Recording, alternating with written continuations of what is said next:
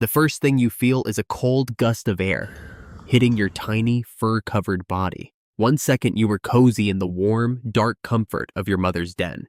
And the next, boom, welcome to the world, kid. You squirm around, your eyes still sealed shut, bumping into what feels like a warm, fuzzy mountain. That would be Mom. Your first real challenge? Finding your way to the milk bar. Your siblings, just as clueless and wriggly as you, are already blindly competing for prime feeding spots. You manage to latch on, and just like that, the Great California Grizzly journey begins. By the time your eyes open, you start realizing that life is big. Like, really big. Outside the safety of the den, the Sierra Nevada stretches out in rolling forests, jagged cliffs, and meadows teeming with life. Everything smells interesting. The pine trees, the damp soil, the distant scent of something moving nearby. You don't know what it is yet, but you're about to find out.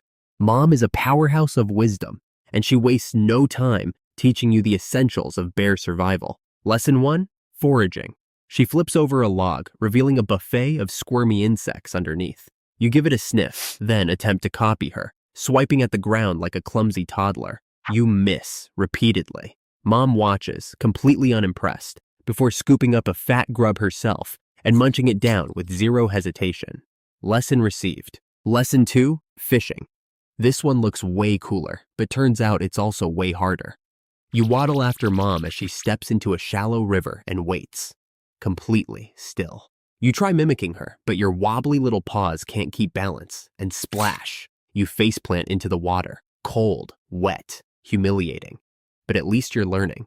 By the time you hit adolescence, you're officially a troublemaker. You're bigger, stronger, and filled with a reckless curiosity. You wrestle with your siblings, climb trees badly, and test every possible boundary, especially Mom's patience. But here's the catch. Life isn't as easy as it was when you were a clueless cub following Mom's every move. As you explore, you start noticing something strange. Less forest, more humans. Where there used to be endless trees, now there are paths, wagons, and weird, loud creatures that don't seem to belong in your world. Mom keeps you away from them, but you can feel the land changing. And then there's the biggest wake-up call of all, your first real bear fight. You're a full-grown grizzly now, a walking, roaring, salmon-crushing powerhouse. Your coat is thick and golden brown, your muscles strong, and your claws? Let's just say they could give a lumberjack nightmares. But here's the problem. You need space, and space is running out. One day, while roaming near a shrinking meadow, you run into another bear. He's older, bigger, and not happy to see you. The two of you lock eyes. Neither wants to back down. Then comes the charge. Fights between grizzlies aren't elegant. It's not like those choreographed movie fights. It's a brutal, earth-shaking brawl. You rear up, swiping at each other with paws the size of frying pans. Claws rip into fur, jaws snap, and the sheer force of the battle sends echoes through the valley. Eventually, after what feels like an eternity, you land a lucky hit and your rival stumbles back, deciding it's not worth the trouble. You won, but not without cost. Your side aches, your fur is matted with dirt and blood, and you realize something.